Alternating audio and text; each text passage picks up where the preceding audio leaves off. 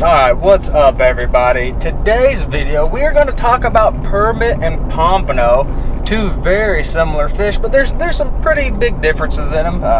In this video I'm going to be out here fishing with my dad.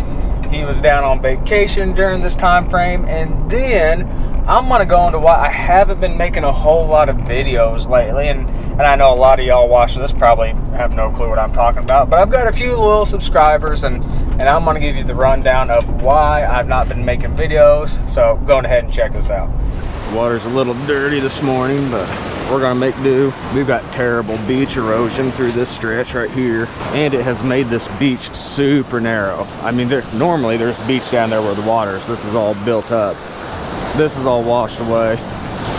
We decided not to take a very long walk, but we do have a little bit closer sandbar right here. So we're just gonna kind of hang around here, fish the trough, throw a couple over, see what happens. Pretty much our setup is gonna be some fish gum and some fresh dead shrimp here on the Salty's Pompano rigs. And now it is time to send the first one over.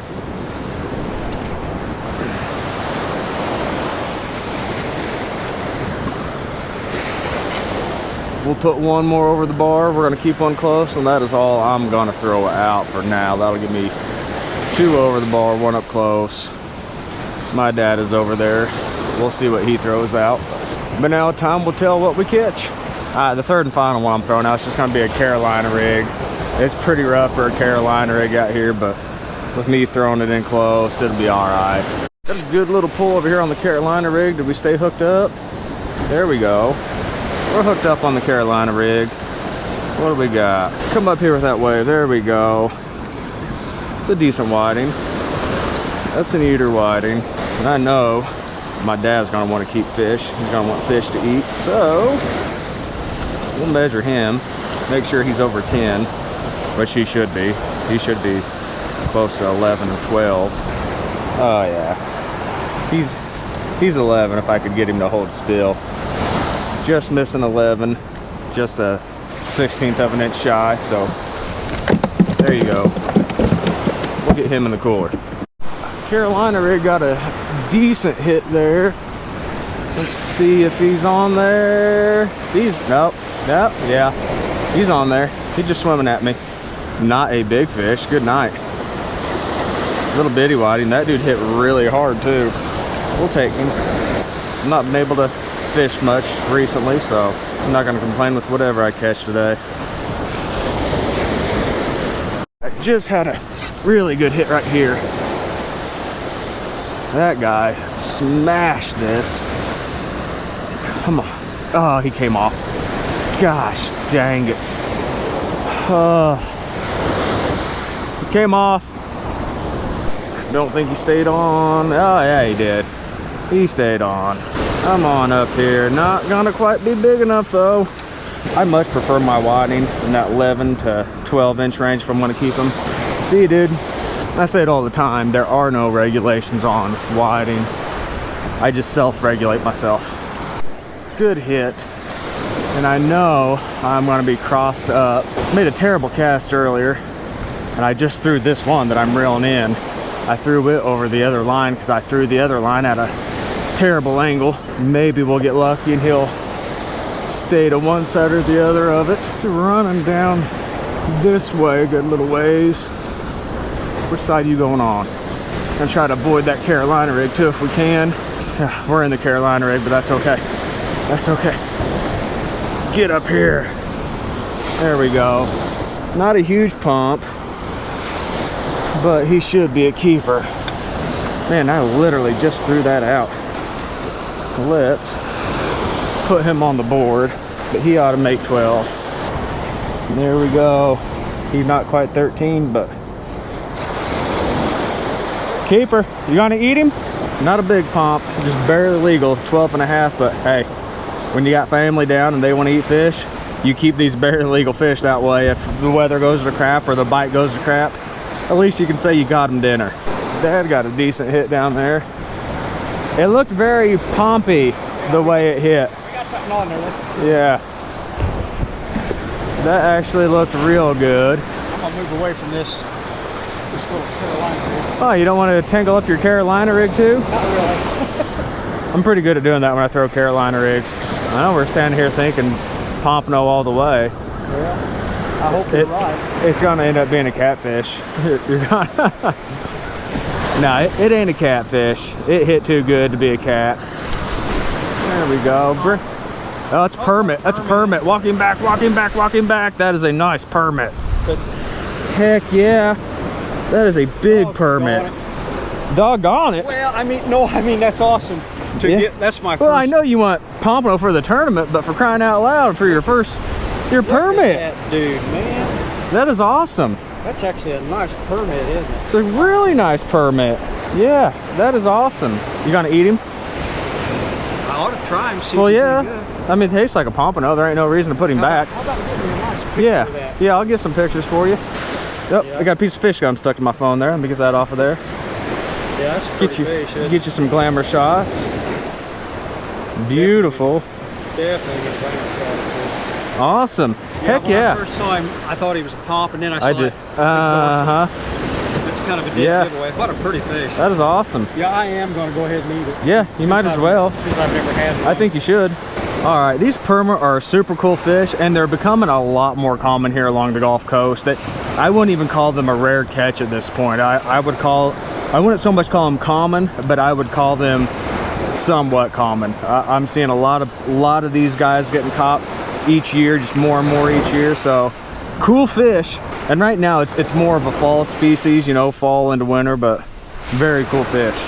Now right here we have the permit and the pompano side by side, just to give you an idea how to kind of ID them.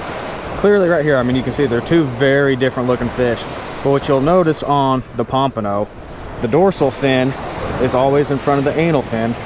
On the permit, they're almost exactly lined up right there.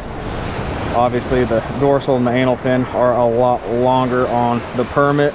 Permits almost always have a darker fin, but I want to base it on that compared to pompano. You can see how this is dark compared to that. And just the body shape in general, pompano are a little more streamlined. The permit are a little bit wider there. The tails are a little more distinct. They got a little different characteristics. Typically your pompano are a little tighter. The permit are wider. So those are just a few things to look at to see the difference between a pompano and a permit. And of course the permit kind of have the orange, but again, I want to bank on the color alone, from the orange to the yellow. But there you go, there's some differences. All right, so there you go. There's some differences between pompano and permit. Super cool fish to catch. But let's get into why I haven't been making videos lately. I have no idea when you're watching this video, but late August of 2024, my wife came to me and said, "Hey, I need you to check something out." She told me she found a lump in her breast, and so I felt it, and there was a lump. Like it was very obvious. So I'm like, you know, you need to go get that checked out pretty quick. And so she did. She got a doctor's appointment scheduled, and of course nothing was moving quickly. You know, I mean, it was a few days till she got a doctor's appointment. The doctor was like, "Yo, we got to go get this checked out. So you need to get like an x-ray, ultrasound, a mammogram. We got to start getting all this stuff rolling." And of course, none of those happened quickly. So now we're in like mid-September at this point. Everything's just slowly rolling along. We get the x-ray, the ultrasound, the mammogram, and the doctors are not liking what they're seeing. They didn't come out and say, "Hey, you have cancer," but I mean, there was nothing positive about what they said. So I mean, being human, we immediately just think of the worst possibilities. That's human nature, unfortunately. And so we continue to do a few things here and there, and then they're like, "We're going to do a biopsy. We're going to stick a needle in the lump. We're going to remove some cells, and we're going to test it, see what it comes back as." And so we did that, and then of course this biopsy result took several days, and we're getting, you know, we're anxious. We're terrified because we don't know exactly what's going on at this point. But the biopsy result came back no cancer. So praise God. Can't ever thank him enough. But then we went to a surgeon because they were pretty adamant about going ahead and getting it out. And the surgeon was like, "Hey, I don't want you to think that this can't be cancer, because there's a possibility this still could be cancer. And we're thinking, holy crap, we just got a biopsy done, and we're thinking we're in the clear, and then this surgeon's like, the cancer could have been this, and we're thinking, oh man, okay.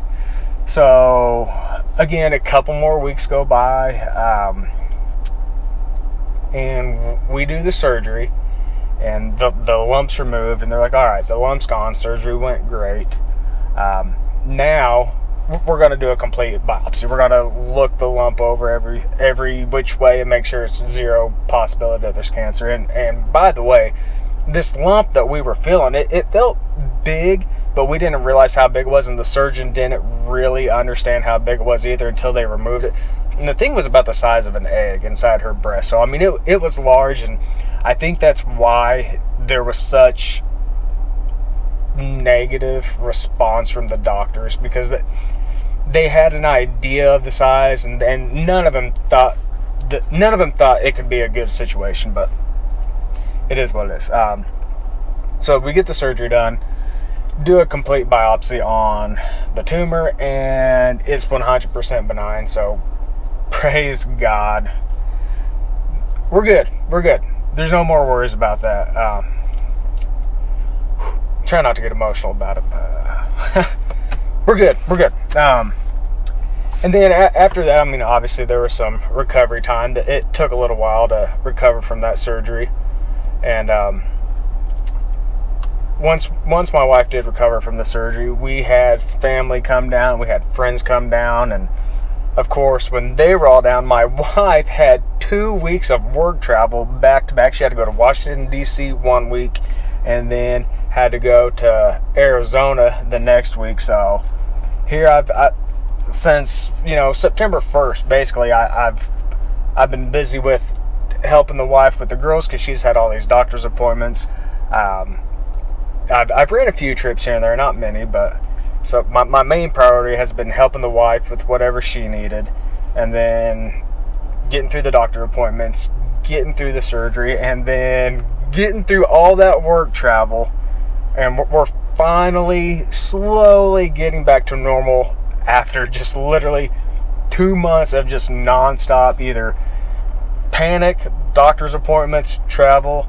Holy crap, we need a break, and we're there. Everything's getting back to normal, so knock on wood, I will get back to actually fishing. Hopefully I can put some more videos out, but that has basically been my past 2 months. So there you go. I love you guys. I'm going to wrap this video up, so until next time, I'll see you later.